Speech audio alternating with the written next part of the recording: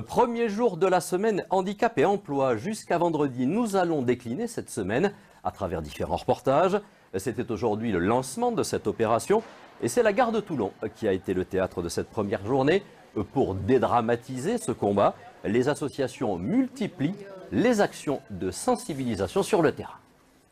C'est une association qui a 85 ans et qui se bat au quotidien pour que les personnes puissent vivre avec et comme les autres.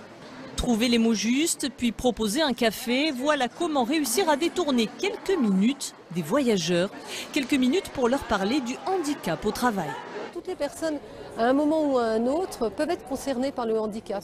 Je pense qu'il y a beaucoup de personnes handicapées qui sont dans l'ombre, on va dire. Et c'est très important de sensibiliser les employeurs concernant ce sujet.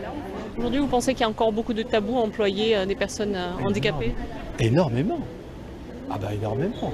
Mais les tabous, ils sont sur le handicap, bien sûr. Ne serait-ce que souvent, c'est le regard.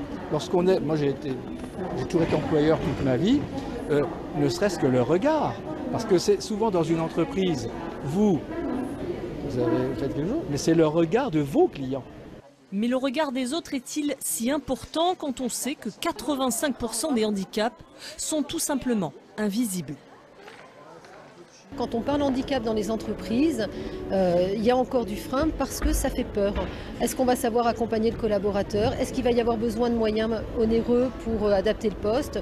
Est-ce que si c'est du handicap psychique, il ne va pas décompenser, qu'on ne va pas savoir gérer la situation de crise? Donc oui, il y a encore du travail. Si des progrès sont à faire, certaines entreprises s'améliorent à l'image de la SNCF qui compte 6000 travailleurs handicapés en France et qui prévoit d'en recruter 500 de plus d'ici un an. On rencontre donc des personnes en situation de handicap dans tous les métiers, que ce soit dans des métiers du matériel, dans de l'attraction, bien entendu des métiers administratifs, dans les métiers du commercial également. Mettre en avant les compétences au lieu du handicap, un premier pas pour permettre à chacun enfin de trouver sa place. Ils ont des compétences et un handicap. Pour les aider à trouver un emploi, un candidating était organisé aujourd'hui à la Garde. Objectif, mettre face à face employeurs et demandeurs en laissant de côté bien sûr cet handicap. Une nouvelle formule cette année que nous découvrons tout de suite. Bonjour. Karim est travailleur handicapé à la recherche d'un emploi depuis 2 ans. 2 ans de galère, alors pas question de manquer une occasion de rencontrer des chefs d'entreprise. Normalement, je m'oriente vers la grande distribution. La grande distribution, une nouvelle expérience pour ce Toulonnais qui a dû se réorienter à cause de son hernie discale. J'étais technicien de maintenance. Maintenant, je suis orienté vers la vente. Donc j'ai fait une formation de vendeur pendant 1 an. Sur place, les demandeurs sont nombreux. 80 travailleurs handicapés comme Karim, sélectionnés pour leurs compétences. Face à eux, une vingtaine d'entreprises a accepté de jouer le jeu. On crée des manifestations comme celle-ci qui permettent en fait de désamorcer un petit peu la représentation qu'ont les employeurs du handicap et justement de voir physiquement les personnes, ça change tout. Après quelques minutes de discussion, Karim décroche son premier entretien. D'avoir une discussion franche et directe avec quelqu'un, c'est déjà simple, alors que d'habitude, c'est les CV. Vous pouvez envoyer des CV tant que vous voulez. Les réponses, vous pouvez toujours les attendre. La dernière personne qu'on a embauchée chez nous, elle a 59 ans, elle est travailleur handicapé. C'est pas un problème. L'important, c'est l'état d'esprit, la mentalité, la volonté. Et le reste, vous savez, le handicap, il est dans la tête, c'est tout. Et pour aider les entrepreneurs à franchir le pas le plus souvent possible, l'État subventionne largement l'emploi de travailleurs handicapés.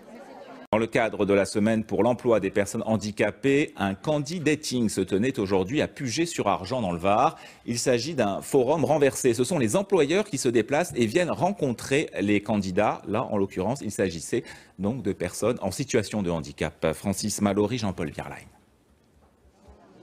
Ce sont d'abord de grandes tables où employeurs et futurs employés tentent de se séduire mutuellement.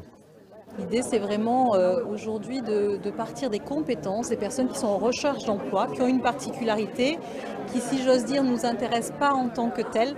Ce qui nous intéresse aujourd'hui, c'est les compétences professionnelles et l'expérience professionnelle qu'ont ces personnes.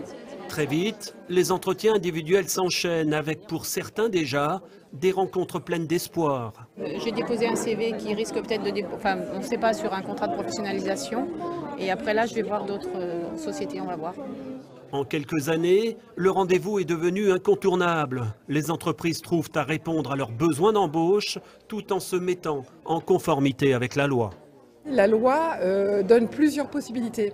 Soit on embauche, soit on passe des contrats avec le secteur protégé, soit on paye, ce qu'on appelle non pas une amende mais une contribution, qui permet de financer effectivement des actions en faveur de l'insertion professionnelle. Donc de fait, les entreprises respectent la loi et bien sûr majoritairement embauchent, mais pas suffisamment, pas au rythme effectivement qu'il serait nécessaire pour permettre à plus de personnes handicapées de trouver du travail. Le nombre de demandeurs d'emploi handicapés est en constante progression. L'âge, le niveau de qualification ou le positionnement sur les métiers à forte concurrence rendent l'insertion plus difficile. Pour les personnes handicapées, c'est pas évident de trouver du travail, car on a des interdictions de charge, de portée ou de stations debout, donc pour les employeurs, c'est pas évident. Cette bourse à l'emploi convivial aide aussi à faire changer le regard porté sur les candidats, avec un constat simple, dans plus de 80% des cas, le handicap ne se voit même pas. Le handicap, il survient souvent en cours de carrière. Du coup, les blessés de la vie, comme on les appelle, doivent se réinsérer ou changer de métier. Une association d'insertion a été chargée par l'État de pratiquer cette réinsertion de salariés via l'alternance, l'exemple de Toulon. Vous le mettez au milieu et vous énumérez. Cours de secrétariat pour Cindy. Cette ancienne laborantine est atteinte d'une maladie invalidante. Elle ne peut plus rester debout et doit donc changer de métier. Reconnue comme travailleur handicapé, elle bénéficie d'une reconversion. Ça change. De l'ancien métier, ça change. Mais c'est bien, c'est intéressant. Secrétariat, comptabilité, action commerciale, dans ce centre de rééducation professionnelle, 80 stagiaires sont formés en alternance et ça marche. Le taux d'insertion est de 75%. Alors une réussite, pourquoi? Parce que l'entreprise, elle juge par elle-même de la capacité de la personne, parce que la personne travaille avec elle pendant 6 à 10 mois de l'année, à mi-temps, bien sûr, enfin à 2 jours par semaine, donc elle sait ce dont la personne est capable. Ensuite, c'est une réussite également parce que la personne elle-même qui se reconvertit, sait qu'elle est capable. Les stagiaires sont encadrés pour commencer une nouvelle vie avec le handicap. Ici des formateurs, mais aussi un médecin, un psychologue et une assistante sociale. On reprend confiance et ça fait plaisir d'avoir aussi une équipe pluridisciplinaire autour de nous qui nous entoure et qui nous encourage à aller de l'avant. Sa nouvelle vie pendant 1 an, 3 jours en classe et 2 jours en entreprise. Son travail est encadré par un tuteur. Chaque année, 50 sociétés comme la DCNS jouent le jeu dans le Var. Ça permet à ces personnes-là de se réorienter, de pouvoir obtenir leur certification ou le diplôme qu'elles vont passer dans le centre de formation. Si on a des postes à pourvoir à l'issue, bien sûr qu'on ira regarder de très près leur candidature. Depuis 2012, la DCNS a recruté 8 travailleurs handicapés, soit la moitié de ses stagiaires. Pour ce dernier volet de l'emploi des personnes handicapées, direction la Seigne-sur-Mer et l'hôtel-restaurant Poséidon. C'est un établissement qui fait travailler 90 personnes, c'est ce qu'on appelle un ESAT. Et c'est un bel exemple de réussite puisque cet établissement, par exemple cet été, affichait 85% de taux de remplissage. Regardez. Muriel est femme de chambre. Cela fait 13 ans qu'elle travaille pour l'hôtel Le Poséidon. Aujourd'hui, elle prépare même un diplôme d'agent d'entretien. Il faut que j'arrive à faire les chambres toute seule. J'ai un peu de mal à faire, mais ça va venir. Comme elle, ils sont 90 handicapés employés dans cet hôtel-restaurant 2 étoiles. Ménage, blanchisserie ou encore restauration. Tous sont déficients mentaux, un handicap qui ne les empêche pas d'apprendre un métier comme celui de cuisinier. Mettre au chaud, voilà, tourne ton assiette quand tu travailles. Tu vois ? Pas si facile.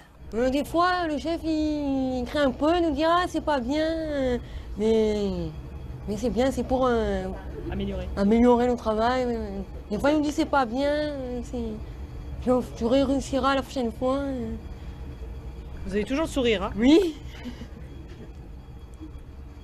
Voilà. Je me mets les pommes de terre là. Ça demande plus de patience?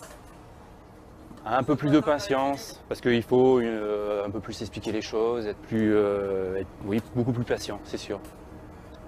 Mais après, c'est vraiment intéressant de travailler avec des personnes comme ça. Côté salle, le service est aussi assuré par un personnel handicapé qui chouchoute ses clients. Excusez-moi, messieurs, dames, ça va, ça se passe bien? Très bien, demoiselle. Tant mieux pour vous. Qu'est-ce qui vous plaît ici? Tout le cadre, d'être servi par des gens qui sont vraiment fantastiques. On est vraiment ravis de voir qu'on valorise ces jeunes qui le méritent tant, franchement. Alors on est content comme tout. La reconnaissance d'un véritable savoir-faire, c'est la présence de clients et ils sont nombreux. L'été, l'hôtel-restaurant Le Poséidon affiche régulièrement complet.